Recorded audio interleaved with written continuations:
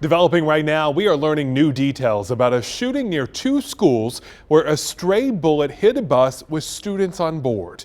Hi there, I'm Ben Briscoe. WFMY News 2's Lauren Tier says police have made 3 arrests in the case.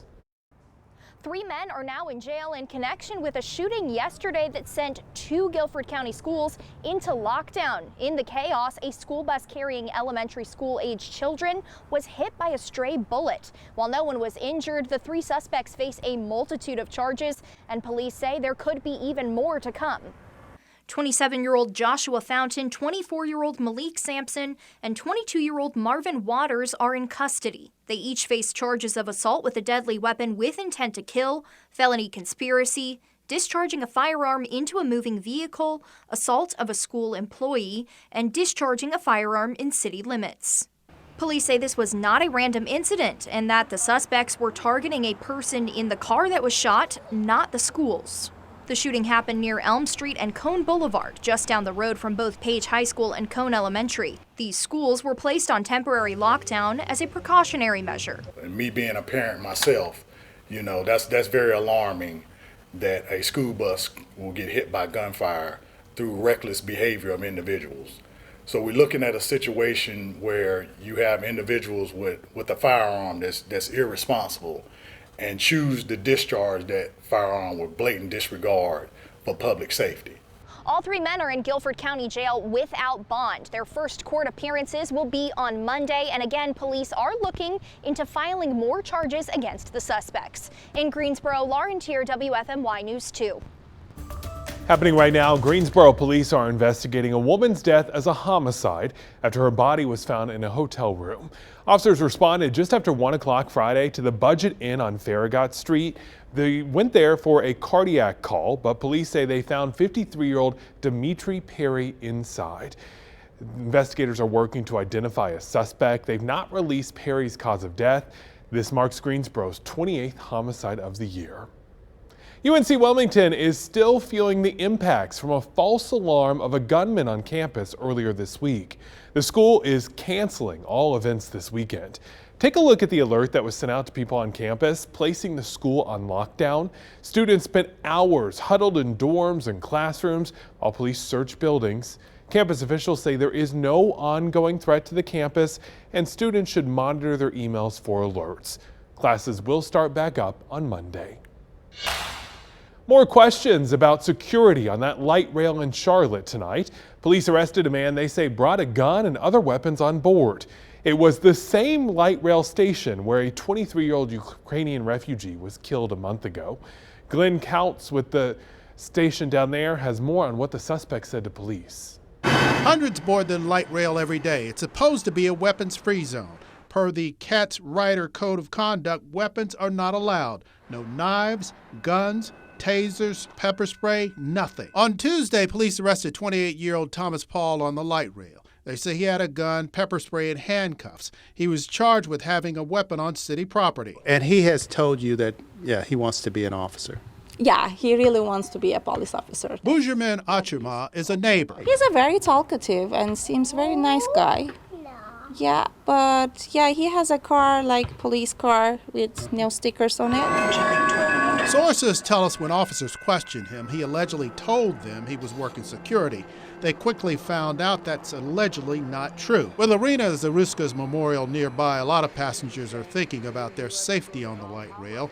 It's the only way some folks have to get around. I've never had to use them, but I use my mace or my knife, my pocket knife, or my taser. We are not identifying this woman because she's breaking the rules. But you're telling us you do. Yes, but I do because, I'm a black woman, I'm a woman in general on the light rail, and I don't have a car. This is my only mode of transportation. And I have to carry these things with me because anything could happen to me, especially late at night. It's unclear if Paul was carrying for self-defense, but Vontavious Bryce says that if he was, he should have followed the rules. Well, I think it's fair if the rules say you can't do something. I think you should just go by the rules and just abide by them. With that being said, with the proper security out here on deck, it'll make it a little bit easier for them not to carry a weapon. Switching to the weather now. If you're looking forward to that cozy fall weather, you're going to have to wait a bit longer. Meg, I know the first day of fall is around the corner, but it seems like summer's just not letting go. Oh no, and the first day of fall is on Monday, and Summer is using all of her time. She says, I got 2 more days, I'm gonna make the most of it, and she certainly is, because it was downright hot today. Our high temperature made it up to 86 degrees officially in Greensboro, and keep in mind our average high is only 79, so we were 7 degrees higher than we should be for this time of the year, which made it feel more like summer today. Comfortable out here right now in Burlington, 82 degrees, lots of sunshine, and just a little bit of a breeze to make it more comfortable. Mostly clear skies across the area, though we do have a backdoor cold front trying to move through our area, so can't rule out 1 or 2 pop-up showers between now and tomorrow morning, but anything we get will be pretty widespread and light. So mostly clear overnight tonight, diving down into the 70s and then into the low 60s for tomorrow morning. So for your Sunday, starting off clear, and we will stay dry throughout the day on Sunday with low 80s by the afternoon, and that dry weather continues into Monday and into Tuesday as well. But it's Wednesday, late Wednesday, that we'll hopefully start to see a change in our weather pattern to one that's going to favor more rain, because we definitely need the rain. So take a look at Thursday. You can see the bulk of the rain out to the west, but we do have a 40% chance of us seeing some of that wet weather on Thursday, Friday as well, and these rain chances really continuing to the weekend on Saturday and Sunday as well. But like I said, we need the rain. So far for this month, we are in a deficit of almost 3/4 of an inch, and the more days we go without rain, the bigger that deficit gets. Most of us are in the light drought status, so yes, we do need this rain. Speaking of rain, take a look at Tropical Storm Gabrielle, still out in the Atlantic, will intensify to hurricane status, but will stay well east of Bermuda as it heads out to sea. Back here at home, overnight tonight, mostly clear conditions, 62 degrees, and then for tomorrow, lots of sunshine, 81. Take a look at the 7-day forecast. Just a reminder, Monday is our first official day of fall. 82 will be our high, which is just slightly above average. We're back hot weather for Tuesday and Wednesday with mid-80s for highs, but then we start to see a change to our weather pattern. Cooler temperatures with highs in the mid and upper 70s, and rain chances beginning Thursday and continue into the weekend. Next Saturday is the 1-year mark of Hurricane Helene. We have coverage planned all week leading up to the day. We'll be telling people stories of how they're still working to rebuild, the lessons learned, and more about the resilience of our friends out in Western North Carolina. Our live coverage starts Monday and lasts all week long. Then next Friday night at 10 p.m., a 1-hour special, Hurricane Helene, 1 year later. You can watch it on WFMY or our streaming channel, WFMY+. Today, a Triad community honors part of military history. The Mountain Yard Cultural Center outside of Asheboro had its annual memorial celebration, including food, cultural events, and speakers.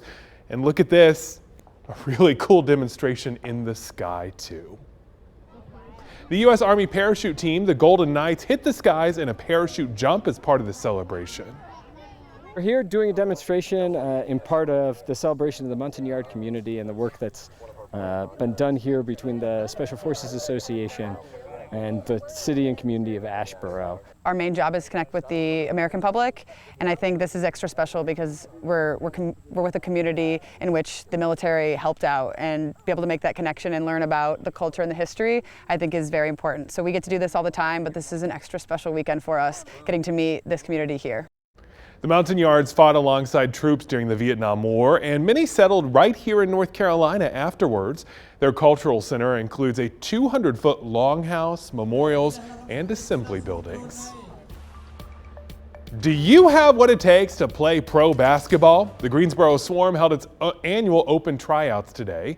From 10:30 this morning until 2 this afternoon, the Charlotte Hornets G League affiliate gave local and regional talent the chance to show their best basketball skills.